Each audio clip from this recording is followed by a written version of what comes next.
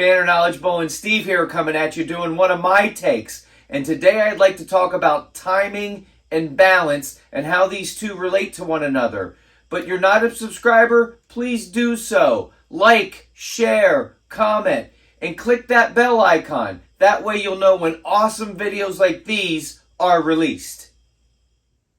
All right, let's jump into this my take. And this is on balance and timing. And what I have found is when I'm coaching, I kind of use these two terms interchangeably. I'll say balance when I mean timing. I'll say timing when I mean balance. And if you think about it, if you have great timing, you typically are in great balance. And conversely, if you're in great balance, your timing was probably really, really good. So let's talk a little bit about timing and balance. And I have a good illustration of the tournament that I was recently at that maybe be able to explain this a little bit better. So we were at this tournament and it was really hot and humid outside. And inside the center, one of the air conditioning units in the center of the building kind of went down. It either stopped working or was only working at like 20%. So the temperature was inconsistent from the low end to the middle to the high end.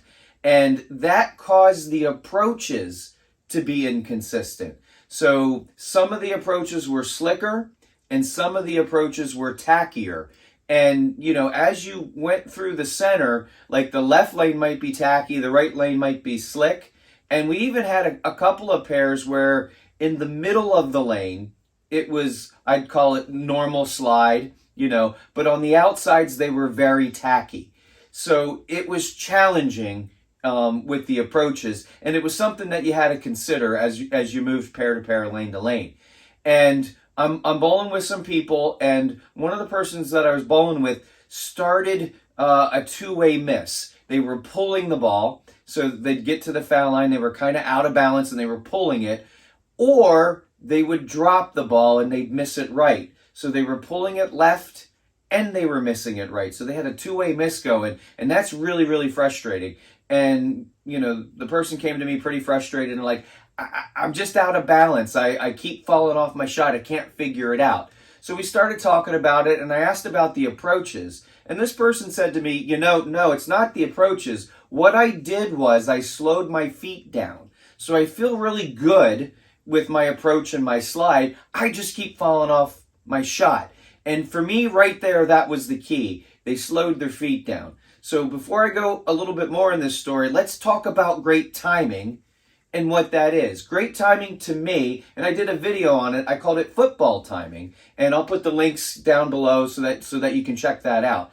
But what football timing is when your foot comes to a stop at the foul line in your slide, a moment or two later, your release comes past the ankle and you release the ball. So when your foot stops, it's sliding, I say the word foot. When the ball gets to the ankle at your release, I say the word ball. If you can say football like you would in a sentence, you're in great timing. So what's the anatomy of that? Well, we have the foot train, the speed at which your feet go, but you also have the arm train, right? You have the push away that you do. And if you think about it, your feet take so long to get to the foul line, and your arm swing takes so long to complete till you release the ball. In great timing, what we're trying to do is sync those two trains up so the foot train gets to the foul line a moment or two before you release the ball. And if you think about it, if you slow your feet down, but the arm train is going at the same speed, you're going to get early timing. And if you get early timing, I would argue you're going to have a two-way miss. You're either going to try to save it and you're going to pull it left, or you're not going to be able to save it successfully and you're going to kind of drop it and miss it to the right.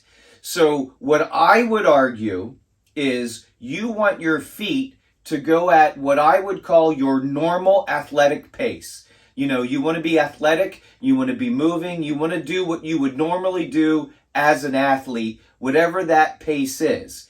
If you slow your feet down, you typically add muscle to slow down, and that's going to be hard to repeat. So that's the first thing. But there's a part two, and that's the arm swing, right? You know, from the time you start your push away, and we all have different kind of push aways, to the backswing to when we release it, that takes a certain amount of time. Well, I would also argue, I don't want you to add muscle to that swing to either speed it up or slow it down.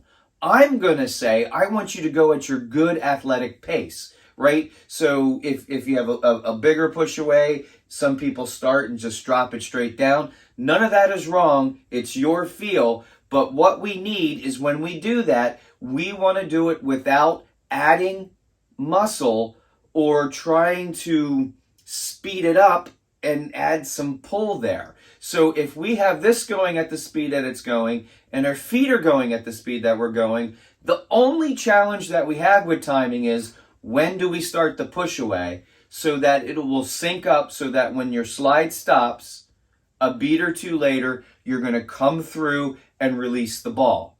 So if you slow your feet down because the approaches are tacky or slippy and you don't know what's going to happen, and you don't adjust when you start the ball into the swing, you're going to change your timing.